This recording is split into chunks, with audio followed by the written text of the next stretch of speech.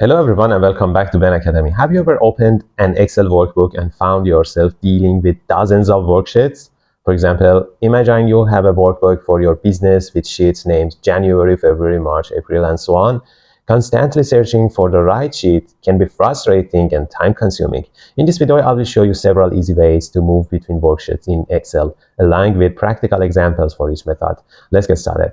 Before diving into the details, if you like such contents, to see the similar contents, go and click on subscribe button so you can see and reach to other similar videos in my channel. The first and simplest and easier way is to click on sheet tabs. As you can see here, there are some sheet tabs here and you can find them by clicking on the sheet tab.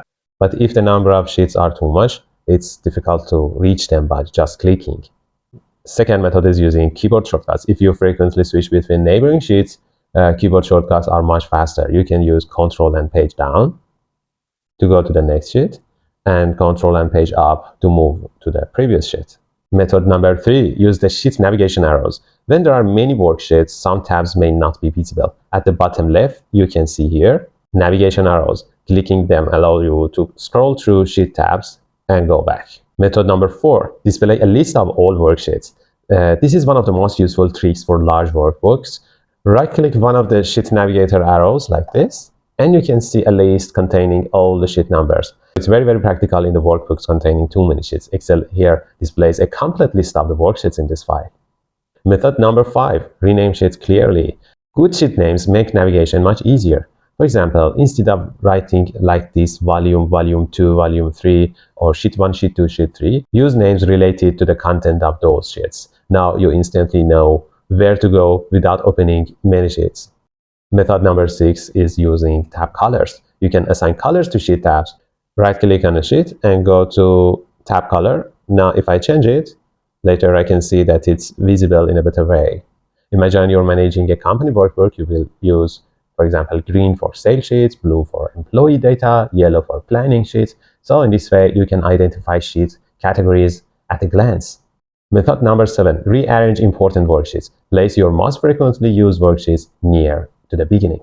And number 8, create hyperlinks between sheets. You can create clickable links that jump directly to another worksheet. For example, here I want to work on another sheet many times. If I write, for example, volume 2 and add a hyperlink here, placed in this document, and now I can select the sheet volume 2.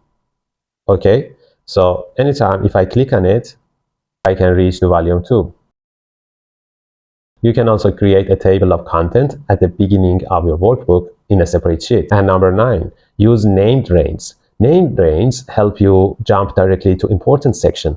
For example, if I assign a name to this range as import, and in another sheet, if I use it,